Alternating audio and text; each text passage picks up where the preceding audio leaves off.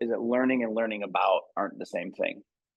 When you went to high school, you took 2 years of French, and now you can't speak French, and that's because you learned about French. You didn't learn it. Learning about is all about mastery. It's all about read more. It's all about go to more things. It's all about talk about. We'll get the grammar of the thing, but learning is experiential, communal, and it's situated in a story. And your come up, where you came from, taught you a story that you live in, and you probably maybe you work in a business that makes you hustle like you're in a story where everything depends on you. The people around you are oriented in a certain way, and that's shaping you strongly. And you can't unlearn the crap and relearn beautiful things except experientially. So it's really wise to find ways to try to learn the important stuff with others experientially in the context of a beautiful story. You can't read enough books when you said you're stuck, you want to go to the next level. There's no book that'll take you there. There's no lecture that'll get you there. You got to get with some people who know the way, and you got to practice the way with them. Welcome to the EQ Gangster podcast, where you will learn practical tools to grow your mental and emotional health and intelligence to be the best version of yourself, both at work and at home. It is real, raw, and transformational. The journey of emotional growth isn't easy, but it's worth it. I believe in you.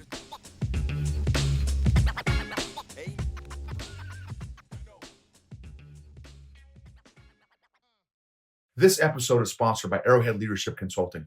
What are your organization's biggest pain points right now? Low EQ leaders, weak managers, toxic culture, high turnover, low engagement, leader development, lagging behind company growth, no company career path. Let us know if your organization needs leadership coaching, workshops, training, or keynotes. Visit arrowhead-leadership.com for more details. Arrowhead-leadership.com. Virgil, so I'm stoked, dude. I'm stoked to ask you a bunch of questions. When we talked, it's been, what has it been, a month or so? Has it been a month? Let's see. Maybe 12-16. Yeah. So yeah, a little over a month. Yeah.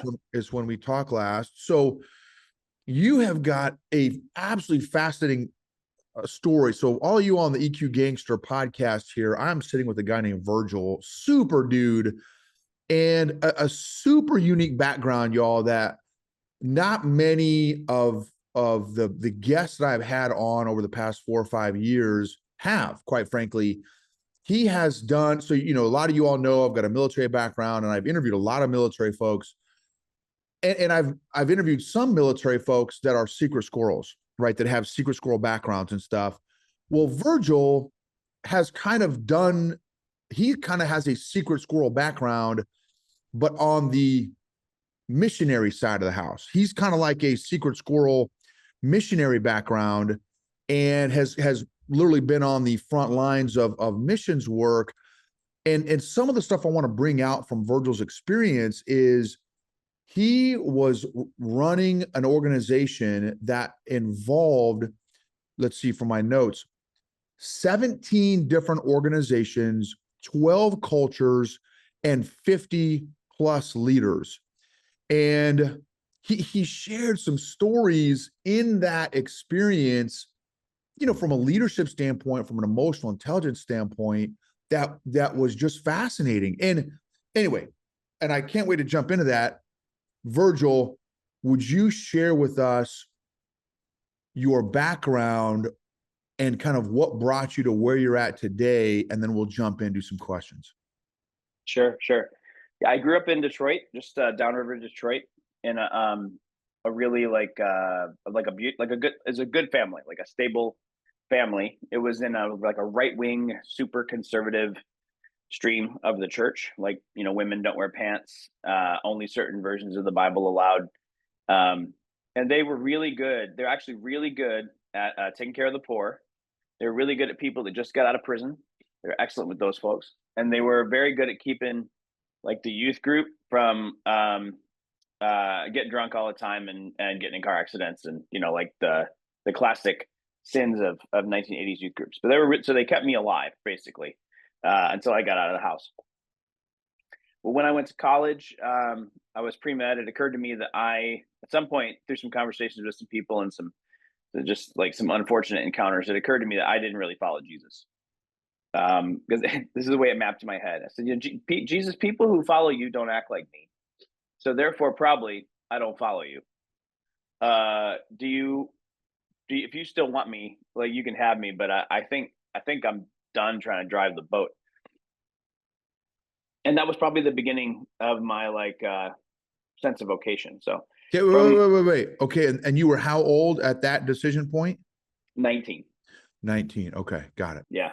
So I was pre-med, because that's what, that was one of the allowed careers in my growing up kind of box of careers. Actually, I wanted to be a doctor or a spy.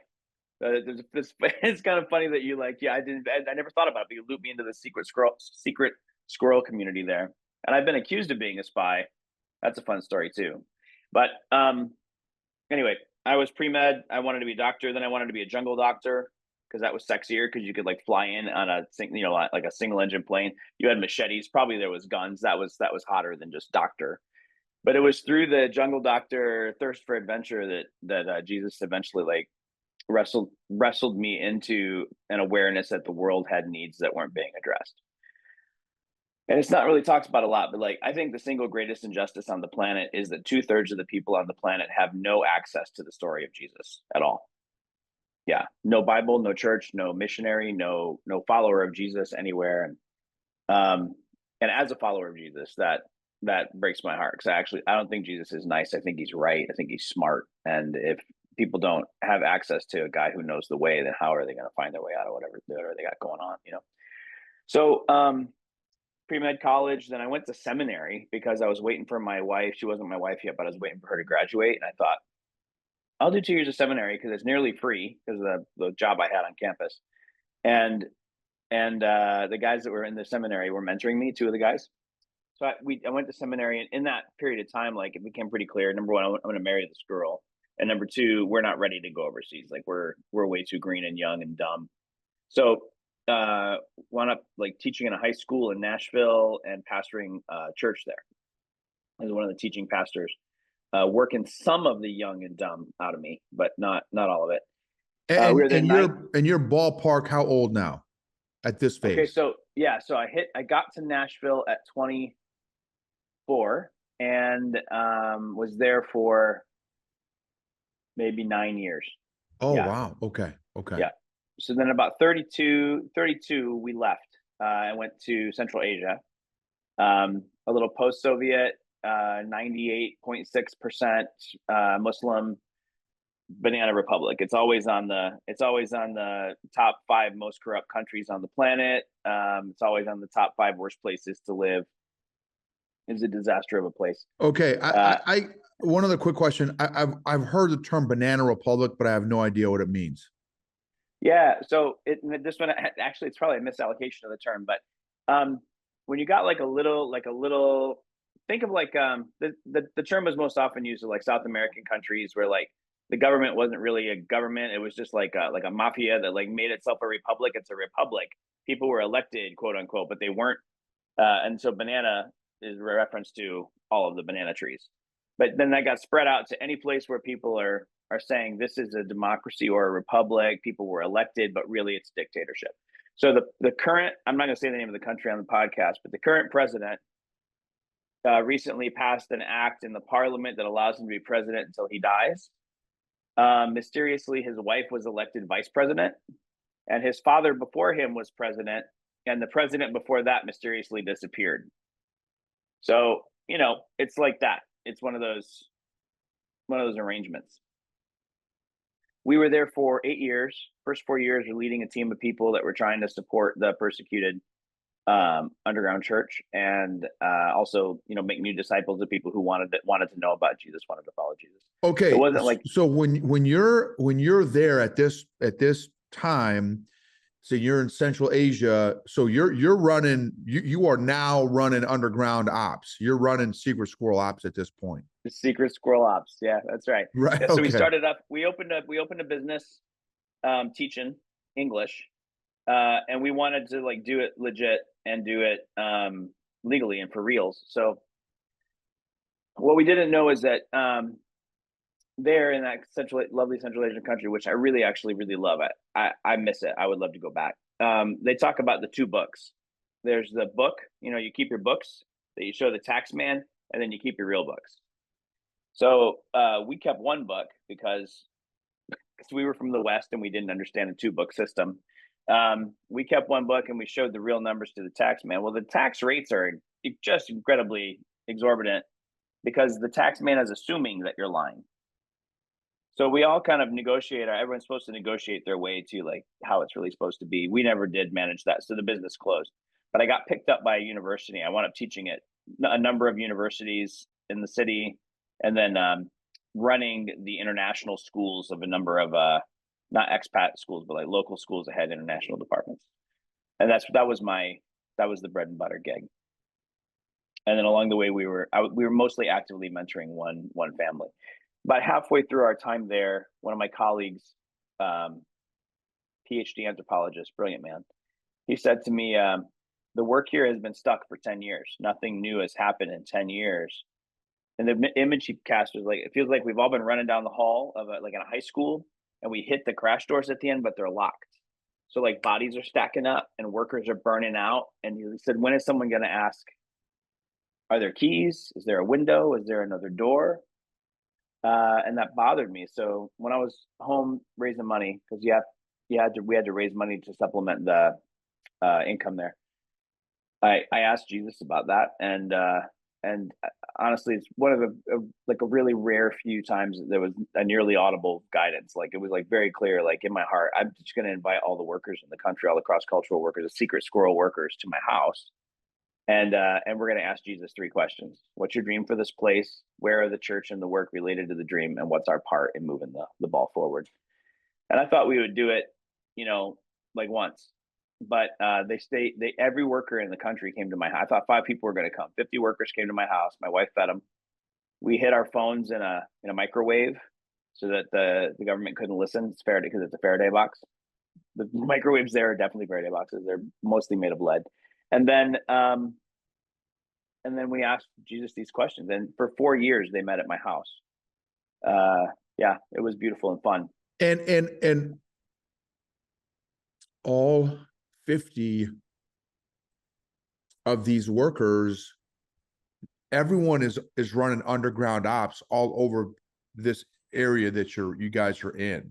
Now, do all 50, did they know each other? Like, does everyone know each other, or no one knew each other? A few of the people knew everybody. Some of the people knew most of the people, and a few people knew almost no one. And it had a lot to do with where they were living in the country. Were they in the capital city? Were they in another city? Were they just out in one of the villages? And the underground ops issue, like, this country also has one of the most complex and successful anti-terrorism networks on the planet. So they know everyone and what everyone's doing. But the game is this: if you put the government in a position where it doesn't have plausible deniability about your activity, then you cost them more than you're bringing in with your American dollars being there. So they can't appear to know what you're doing. So there's a degree of courtesy involved in how secret squirrel you are. But then there are certain things that when they get out, this is the damage. The worst that was going to ever happen to us is we would be arrested, probably vigorously interrogated, and then deported. But they would have tracked us for months by then, and they would know every single one of our local friends, and those people just get disappeared. So that was always the gamble: is how do we live here in a way that is not bad news for the Saints? Wow. So, wow. I mean, so that's, you are, I mean, and I'm just thinking from a couple of different angles. One, my background is military, former infantry guy. I was never a secret squirrel guy. I was always a conventional guy, but I did enough time in the military, in the infantry, where, I mean, that was ages ago, 30 some years ago. And I still, to this day, think very, very tactically. always, right. Very, very aware of my surroundings.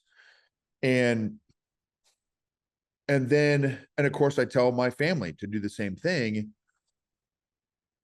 but I'm in for all intents and purposes, friendly territory, right? So Yes. like, I don't, and I'm not engaging in any secret squirrel activity. So it's not like, I don't have that extra layer of awareness and intention to my nervous system and spiritually for that matter, like you guys were. I mean, that's a whole nother level. You're doing the Lord's work. You are technically doing it kind of secret squirrel, or not technically, but you're doing it secret squirrel. So like, you know, and then you've got all these. Okay, now this is the next thing I want you to jump into, if you could. You had shared the last time we spoke about this whole incredible journey of having these monthly meetings with these 12 different cultures, 50 workers, 17 organizations. And, it took a hot minute to realize something is not right. Yeah. It did. It took me a second. So, yeah, it's true. It took a hot minute to realize. That's exactly how that went down. The conversations, they were really like generous and good. But okay, so think about this. Like the kind of person who moves overseas with their family is kind of a cowboy kind of personality, no matter where you come from. And then the kind of person who moves overseas with their family to a place like that is kind of like really hard headed. So there's 50 basically undirectable people in a room, and and the only reason that I have the floor is because they're in my house. If we had tried this like in an open, like a shared space or something, it would have been much harder. But like the rules of hospitality in the place had like leaked into all of us, so like it gave me a little bit of a longer lever, a social lever. Um, but what I found was that like people's come froms, their cultural come froms, controlled not only how they comported themselves in the meeting, but what they thought we were doing. And everybody didn't have the same idea. Like, and it's not like they were at odds with each other. It's just that somebody showed up to play Risk, and somebody else showed up to play Monopoly, and somebody else showed up to play Foursquare, and it was challenging because no one came in and said, "By the way, I'm here to play Foursquare." They just said, "Thanks for inviting me." You know, so the Foursquare ball is banging off the Monopoly hotels, and people are trying to like roll the dice to see who gets to move their stuff across the territory. There was this one guy. He was a great guy. I really like the guy a lot. I'm not going to use his name. Let's call him Dan. So Dan would come, and he was from the Netherlands, right, from Holland. And there's this anthropologist named Geert Hofstede, and he talks about different dimensions of culture. So two dimensions of culture that often get paired up are power distance and communal versus individualistic. So high power distance culture, people have more power than me, and they think it's good, and I think it's good. It's not like they have power and I think it's bad. I think it's good. A low power distance culture, if someone has more power than me, it's bad. So the United States is a very low power distance culture. Even lower is Scandinavia, very low power distance. Korea among the highest, right? So this guy Dan, we would talk, sometimes, and he was like so on board, like really loved that we were doing this stuff. And every time we'd get to some kind of like real decision point where we're going to like move from theory into execution, right? He would torpedo it right in the middle of the room. He would just stand up and say, "Here are the problems with this plan." And then he would sit down, and it was like, so the Americans and the Canadians would be like, there's problems with the plan. I guess we have to work it over again. The Korean guys were appalled that he would stand up to my face, "I'm clearly in charge," and shame me and shame everyone by saying the plan's a bad plan, right? So it would like shut them down, and then he's kind of acting weird because he knows he did something weird. The rest of the room is sort of like an awkward pause, and I got to try to like get the energy going. So I started going out to coffee with him on the Friday before the meeting, and we would talk about what we were going to talk about on Saturday. And I would tell him where I think it's going to wind up. I never drove the conversation someplace, but I would anticipate it going this way, and he'd be like, "That would be really good if it went that way. Like that, I'm really on board. That's great." And he'd show up at the meeting and torpedo it. And so I took him out to coffee, and I was like, I'm thinking to myself, like, this is going to be the meeting where I confront Dan about like setting me up and setting us all up by like saying, I'm in, chapow, torpedo, you know. I sat down and this one, again, 100% God's fault, like a flash of insight from the heavens. This wasn't my brain. It was somebody helped me out. It was this notion, like it occurred to me, I wonder what meetings are for in the Netherlands, right? And so I say, hey, Dan, what's a meeting for in Holland? And he's like, well, in a meeting, everyone gets together and we already know what the plan's going to be. So we say the plan, and everyone's job is to find all the problems with the plan. It's basically red teaming a strategy. The purpose is to find all the problems so that the plan is bulletproof and we can go. This is how Holland had an empire, right? A naval empire. Is they anticipated all the problems before they happened. For the Korean guys, like the purpose of the meeting was to allow the chief to tell everyone what's going to happen next, right? And then everyone in the continuum of power distance in the middle, like a meeting is to generate ideas, a meeting is to find consensus, right? But there were 12 different notions, 12 different games being played in the room. So then we had to build our own internal culture. This is explicitly what we are doing. We are doing this. This is the game we are playing. And it's been surprising to me since then, like how frequently the problems in like the twisty leadership spots I get in, how many of them are, I'm not having the same conversation you're having. You and I are in different conversations right now. Well, and that is why I think this is such a powerful real world story is, dude, I would argue that happens in 80% of meetings in every company in the United States of America without 12 different cultures. You know what I mean? Yeah. Like yeah. with everyone being, English speaking, grew up, born and raised in the US. Like I think that, dude, 9 times out of 10, 8 times out of 10, you're speaking this and I'm speaking that, and I'm playing football and maybe you're playing flag football and I'm trying to play touch, whatever. Like it's just, we're not speaking the same thing. And, I mean, the consequences obviously are they range the gamut to nothing happening, right? Everyone kind of group or team paralysis, ineffectiveness, inefficiency, and or just full implosion, of a team, right? And so I think that's such a huge thing that so many of us, like, hey man, like what a brilliant God moment for you to say, hey, see Scandinavia, right? Is that what you said? Scandinavian? Yeah. Holland. Yeah. Holland. Hey, Holland Dan, like, hey bro, like what are you like? What are meetings,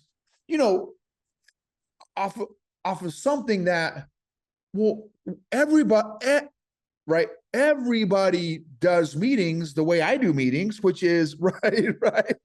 Oh, well, the way what? Like, talk about, again, a mind-blowing moment. And man, awesome. Okay, now, and I don't remember how you did it the last time we spoke, but now can you transition us into, and it may be as a result of the meeting, maybe it wasn't, but can you transition us into your leader development model that you guys created, this kind of holistic leader development model? Because it was so fascinating to hear. I've seen some YouTube videos that you created, and I think it's incredibly powerful. You're a kind man. Sure, I'll do that. So when we were inviting all the people to the house, when Joy tells this story, my wife Joy tells the story. It's interesting because I tell the story like we needed to identify new strategic initiatives because we were stuck, and she tells the story like everyone was burning out, and so we needed to take care of them, right? And like it's really interesting. Our memories of that we're playing 2 different games, but she played her game great. She took really good care of them, and I had a whiteboard, so like it worked out okay. One of the things that one of my colleagues, the brilliant colleague I mentioned before, noticed, he did like an informal survey of people who moved to that country to work there like forever. They think they're going to be 20, 25-year, 40-year workers there. The average stay for a career worker there was 2 years, 7 months at the time of the survey. Yeah, the place is a meat grinder. And the way it feels, if if you ride the train out of the country into the neighboring country, which is predominantly historically Christian in quotes, but who knows what people actually where people actually are with Jesus, but it's not. It's a different. I don't know how to describe this other than there's this sense of a lead sky pushing down on your heart all the time in that place. A gray lead sky, muting all your positive emotions and magnifying all your negative ones. It's and like you said, like that the on your nervous system constantly. So like if you were, I've never been a military operator, but I would imagine like if you're going into a situation, an environment that's untoward or unpleasant, you're on high alert. You have a tactical target, and you're trying to stay safe. When you're us, you're on high alert. You don't have a tactical target. Your job is to live there, and if you're going to do it well, you have to not stay safe. You have to become vulnerable to the forces that the people around you are vulnerable to. So it's like you put down the gun and you take off the body armor and you open your chest up and you say, you can put the knife here, but I'm here to love you. Like that's really hard to do. Costs a lot and people can't do it. So no judgment, they flame out, they go home. But I'm sorry, I forgot. When you ride the train into the next, even when local believers, not just us, and it's not just a culture thing, local believers will ride the train to the next country. They'll be asleep when the train crosses the border and they will wake up out of their sleep and go, ooh, oh, I can pray. It's that thick, right? So, but it's that thick, different flavors of that thick everywhere, different kinds of oppressive environments everywhere. And one of the questions that we started to ask is like, how do people become the kind of people who don't live in a defended state with their dukes up, but they can last, right? I started to work on it. So then we got kicked out. Yeah. They were like, the guy called me, he's like, your visas are ready. Also, you have 10 days to leave the country. And the bad news is it's been backdated 9 days. You have 24 hours or you will be arrested, interrogated, and deported, never to return. So got the tickets and got out of Dodge, right? We lived for 7 months in other people's basements, in the States, just waiting to see if we were going to get our visas. We got back in, but in the interim, the organization we were serving with, if anybody wants to go overseas and do really good and beautiful work, they should look at Crossworld. I think it's the best little agency nobody's ever heard of. So we were serving with Crossworld, and man, you said Cross World. Mm-hmm. Is it crossworld.com? Crossworld.org. Yeah. .org. Okay. Yeah. Great little sending agency. Yeah. Kind of, it's not like one of these massive behemoth sending agencies. There's maybe like 300 workers globally, but they're good. They're good at what they do. So they asked us to move into a leadership role overseeing everything that they were doing in Muslim contexts globally, so Indiana to Indonesia. And you couldn't do that from a place with a security profile like that country. Right? So couldn't do that from a place with a security profile like that country. So we moved to Spain, and we were on a team. We formed a team with two doctors, people who'd worked in Haiti for 18 years and Afghanistan for 10. So they knew the hardest place in the Eastern Hemisphere, hardest place in the Western Hemisphere. They were tough. The question we asked was, what's the most strategic input we can make in seeing unengaged Muslim peoples engage with the gospel, right? Unengaged means not only are they unreached, they have no access to the gospel at all. And the answer really quickly became, we have to do something about attrition. If you're not familiar with the word attrition, it's where someone moves overseas to do a job and they quit before it's done or before they thought they were going to, because they burn out. There's usually team stuff, family stuff, some kind of stuff, they burn out. So that's when we started to ask the question, like, our job is to put people in harm's way. Like, we're not sending people to these places. We're sending people to the Sahel. We're sending people to the places you can't say on a podcast out loud. Like, we're sending them to these places. So we can't control the chaos that's coming at them. So how do we make them into the kind of people who can consume chaos and turn that into growth and fruit? An organism thrives as it consumes its environment, metabolizes its environment, which includes nutrients and stressors, and turns those into growth and fruit. Stress isn't bad for you. It's why you're as strong as you are, right? Nicholas Taleb talks about 3 kinds of systems: fragile systems that shatter when you stress them, resilient systems that bounce back when you stress them. They don't shatter, but they stay the same. Anti-fragile systems grow when you stress them. So if we're going to put people in such stress, how do we make them the kind of people who can grow in those scenarios? So we kind of helped them discover themselves. We told them that their soul isn't, they are a soul. The Hebrew notion of soul is it's nefesh. It's the integrated entire whole being, embodied being. Told them that their soul has 5 dimensions: spiritual, physical, cognitive, emotional, and relational. And we noticed that our population, some of them are really good at parts, some of them are really bad at parts. But if the whole population doesn't gain a roughly equal facility with all 5 dimensions, they wind up really imbalanced, like a wonky wheel, and they can't get enough rotations to gain momentum in a place. So then we taught them 3 coaching cues for each of those 5 dimensions. I can go into those if you want. And right now, okay. Yes, So please. all right. So if anyone's listening and they're familiar with barbell sports, like when you're learning the back squat, I used to be a strength coach for a high school. When you're learning the back squat, like you got to get into the barbell, really wedge yourself underneath there, and you have to fire your rhomboids and your lats simultaneously. You have to rotate your shoulders up. You have to use the Valsalva maneuver to create intense intra-abdominal pressure, and then you have to consistently fire your glutes to create a situation where your knees track over your toes. Saying that into the back of a high school student's head and hoping he's hearing any of it is ridiculous. Like, no one's remembering all that. No one is. So you got to distill all that noise, all that wisdom down into coaching cues that can be acted on. So we say, get tight, big breath, knees out. Those 3 things contain all of those mechanics, and the squatter can squat. With all 5 of those dimensions, there's like just reams of information in the scientific literature. There's so much noise on YouTube. There's so much good stuff right out there that people can get, but they can't metabolize it. It's too much. So we gave them 3 coaching cues for each. For spiritual, it was withdraw, gather, obey. How will you connect with Jesus alone, with others, and in action? With physical, it was eat, move, recover. You needed to have you needed to be intentional about what you ate, but you also needed a movement practice you love and a back pocket option for when you're locked down or can't leave your house, or there's a war in your neighborhood. Recover is how are you going to recover daily and how you're going to recover weekly. We talk a lot about Sabbath practice. Cognitive was learn, focus, play. How are you going to set something novel in front of your attention to cultivate wisdom, wonder, or worship?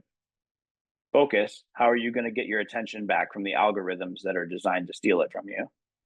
And play, how will you use your mind to take yourself less seriously so you can stay out of God's business while you're doing yours?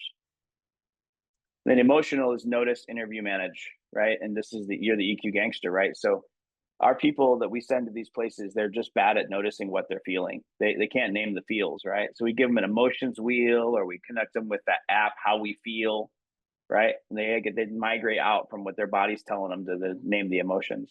But then we teach them to interview the emotions, because the question Jesus asks most often is, what do you want? And your emotions are the best straightest lines to what you want, because your emotions are always 100% accurate about how you are experiencing yourself, the world, and God. They're not accurate about yourself, the world, and God, but they're accurate about how you're experiencing it. They'll tell you what you want. If I'm happy, I have what I want. If I'm sad, I lost what I want. If I'm angry, you're preventing me from getting what I want. But if I can take the emotion, and before I am embarrassed about it and throw it away, I look underneath and I ask, like, what was this telling me about what I want? I can bring that to Jesus, right? And then manage. How do I turn my emotions down when they're inappropriately loud? How do I turn them back up so I can attune or experience compassion with somebody else? And then relational, discern, invest, grow. Of the millions of people that you think are your friends, how will you discern with Jesus which 10 or 12 are actually the most important this quarter? How will you invest your unique awesome in those relationships? And what relational skills could you afford to grow in this quarter that would make you better at doing that, so you could do the thing that's in your heart? We taught them how to assess their vitality in a simple little assessment. You can find that online on YouTube. It's easy to find. It's free. You can have that. Anybody can have that. And we taught them that in 2019, October 2019. And then the world locked down 4 months later. And sending agencies really suffered. There was a lot more attrition than normal, except with us. We lost nobody. 0 attrition in that period of time, and everybody was healthier at the end of it. They came out of the hole better, and we were shocked. Like we thought it was good kung fu, but like, holy cow, like this was some lightning in a bottle stuff. So the organization came back to us and they said, hey, we're having trouble with leader development. Can you work on that? So we worked on leader development. What we found was lots of research. What we found was that hang on, let me just, so we're trying to solve problems as our organization brings them to us. Eventually, they're going to cohere into an intelligent plan, right? So first, the problem was attrition. The second problem was succession. The organization knew all of the senior leaders were about to retire across the next 5 years, and there was no one in the chute. No one was ready, and there was no one ready to take like this. There was absolutely no organic leader development going on for like 10 years. No one knew why. So research suggests that when people are really well developed, 70% of the development happened through reflection on their real work. 10% happened from content, and 20% happened from others, mentor relationships, mastermind groups, whatever. But organizations throw all of their money at the 10%. Because like, take this course, watch this YouTube video, attend this masterclass, here's a book. And that's great. But like, of all the books you've ever read, you would probably remember 5, and you really remember 4 or 5 lines out of each of those books because they happen to hit right when you need it. That's how you use the 10%. You land it right where you need it. But organizations like CW, Crossworld, they needed a way to coherently talk about their work in ways that allowed them to reflect on it and digest it and make it into new tissue, right? Make it into new iterations of them. So we built out this pretty simple 3-tiered approach to that kind of thing. So we had these 5 dimensions for thriving in these 3 tiers. And what we noticed is the purpose of the thriving was to make good work. And the fuel for the development was good work. So between the thriving and the development is work. So as we looked at the people at their work, the work that they were doing, there were certain places where they were very likely to fracture, or that were going to be force multipliers, kind of key fulcrums, integrations, that if you could reinforce those, things are going to go well. So those 4 key places were, how do you integrate your work with God's? As Jesus says, I only do what I see the Father doing. I only say what I hear the Father saying. So do you know how to do that? And do you know how to keep yourself from doing other things?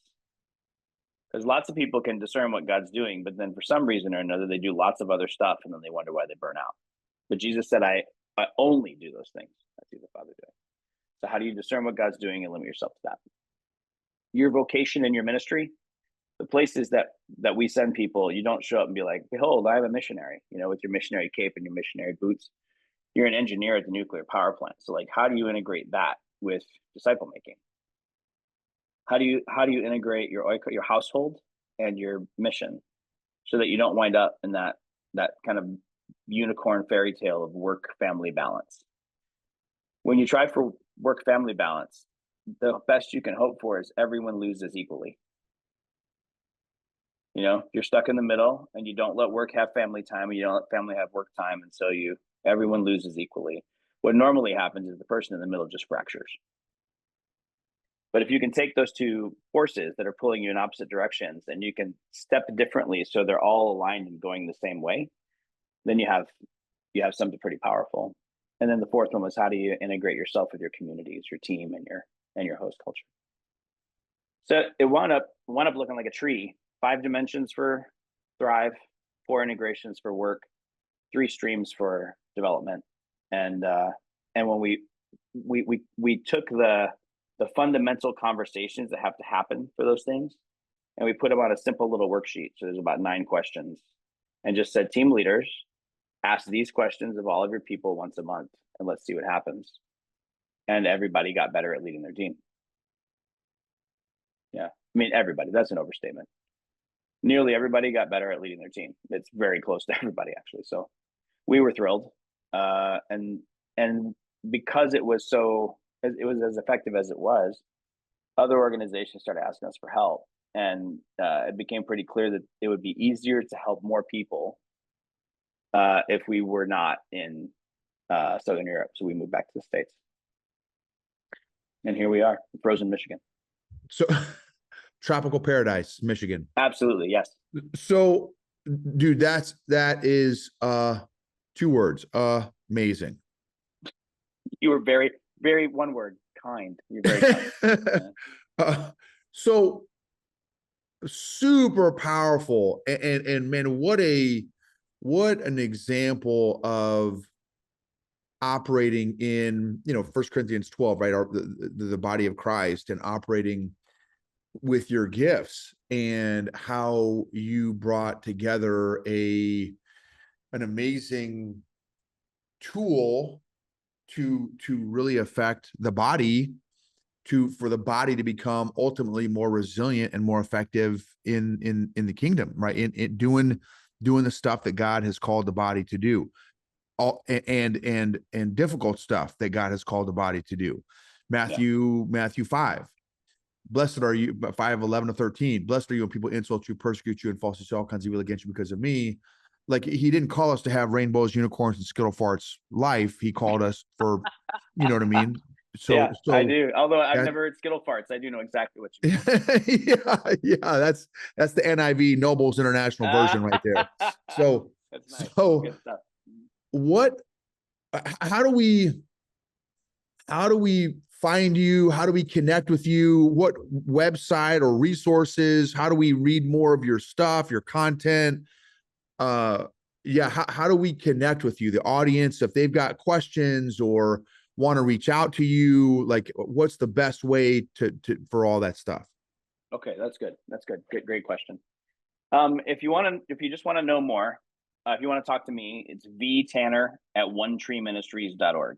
VTANNER at onetreeministries.org. Direct Okay, email. and V as in Victor.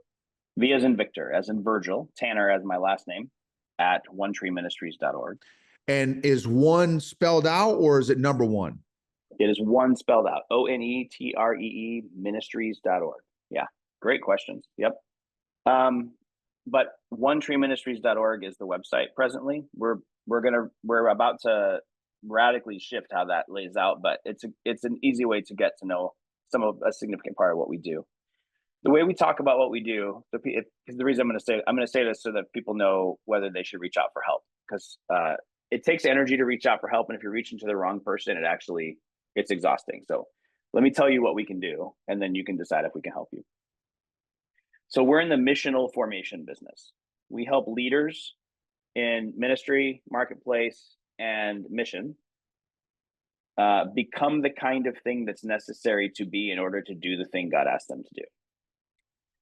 So we do that along a whole care development continuum. If you approach us and the thing that you feel you need, you're injured or you're traumatized or you're exhausted or you're burned out, we deploy an integrated care team to help you. If you feel like you're underskilled or you need some competencies, you just sense an invitation for some development, you feel like there's something in the basement you want to grow, then our training team addresses you. The care and training teams are integrated with each other, but the secret thing we're always doing the whole time, we're not just healing you, we're connecting you to Jesus at the point of your injury. And we're not just training you, we're connecting you to Jesus at the point of your curiosity. And that's kind of a fundamental issue with us. We do this through accompaniment and point and process. So point events, we have a training coming up in May here in Michigan that people can come to. We do events all over the world for different kind of sending agencies or hospital networks or schools. And then process, like we walk with you for 6 months or a year, monthly or weekly Zoom calls or in person if you're local, to try to help skill out the stuff that you actually need. So that's what we do. If you want help, you just go to the website and there's a big green button that says schedule it. Where other people have a big green button that says give, like a giant green button that says donate, ours says schedule a discovery call. Like, how can we help you? You click that, you write some stuff about your situation, and then our intake coordinator calls you or emails you, and we figure out how we can assist you. Yeah, so that's how you find us. Well, I've got a YouTube channel, just my name in the bar, and you'll find it. We're actually spinning up a YouTube for One Tree. One of the challenges is that most of us, we're ministry informed care and development. Most of us have been living, half of us have been living in high threat environments where it's very important to keep an invisible security profile. So we don't have the huge social media presence that other people have, specifically because we've been trying to remain quiet to not become the kind of people who can't enter a theater like that. But we're learning which pieces of us we can put forward and which pieces of us we should hang back. So you'll be seeing us soon on Instagram, Facebook, and another YouTube channel and things like that. Sorry, that was long. No, that's great. Last question for a leader who is really wanting to, let's say, get more traction and go to the next level of walking with the Lord, another level of obedience, another level of submission, another level of surrender, another level of commitment. What advice would you give? All right. Yeah. I have 3 pieces of advice. Is that okay if there's 3? All right, here they are. Piece 1 is the messenger is the message. You're not just a conduit of the message, you're the message. So when your words say Jesus loves you, you're valuable, you're an asset, but you look like you don't think you're an asset. You don't like you. The inconsistency between what your tissues are saying, what your mouth is saying, is so profound that people have a hard time understanding what you really mean. So if you don't have enough compassion for yourself to get some help to steward you, at least understand that the people you lead need you to steward you, right? The messenger is the message, right? That's thing 1. Thing 2 would be that productivity and fruitfulness aren't the same thing. They are not mutually exclusive, but they're not the same thing, and they're stewarded by different cascades. All of the ministry literature right now, almost all the ministry literature right now, missions literature, is business literature baptized. Business literature is great, but it's all about productivity. And productivity is good, but fruitfulness is something else, and it has to do with how we use power. When power is used for someone else's flourishing, it feels like grace and leads to fruit. So learning how to allocate power for flourishing is really, really critical. And that's also for your own flourishing. How to use some of your influence to secure your own flourishing is not selfish, it's necessary. And then the last thing I would say is that learning and learning about aren't the same thing. When you went to high school, you took 2 years of French, and now you can't speak French. And that's because you learned about French. You didn't learn it.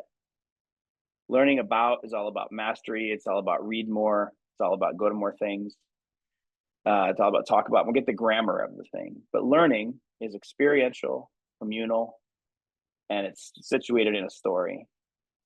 And your come up, where you came from, taught you a story that you live in. And you probably maybe you work in a business that makes you hustle like you're in a story where everything depends on you. The people around you are oriented in a certain way, and that's shaping you strongly.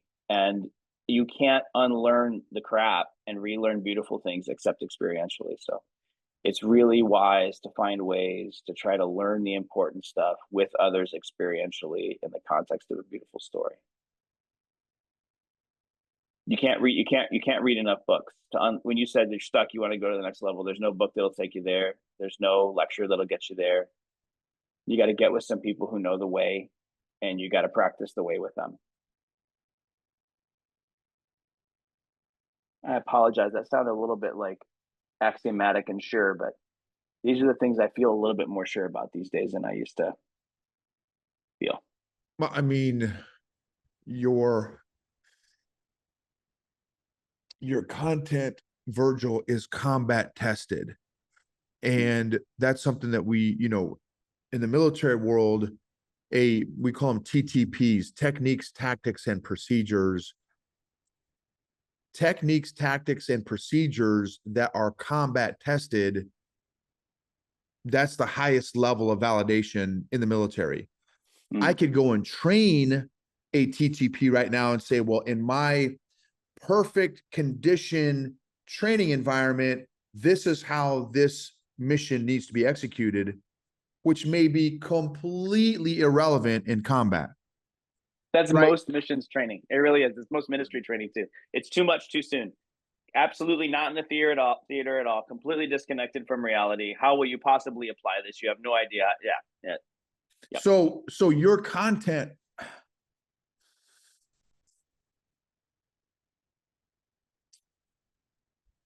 you have been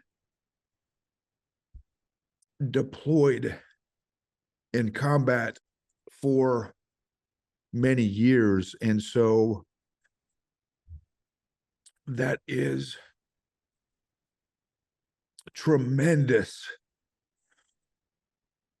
tremendous wisdom and insights that I'm really looking forward to praying about and asking God to help me. I mean, just the last three things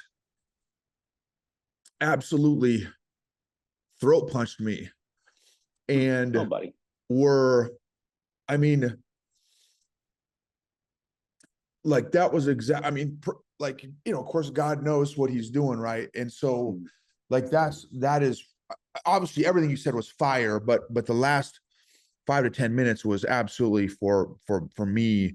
And I'm so grateful, Virgil, for the life. You're worth it. For the life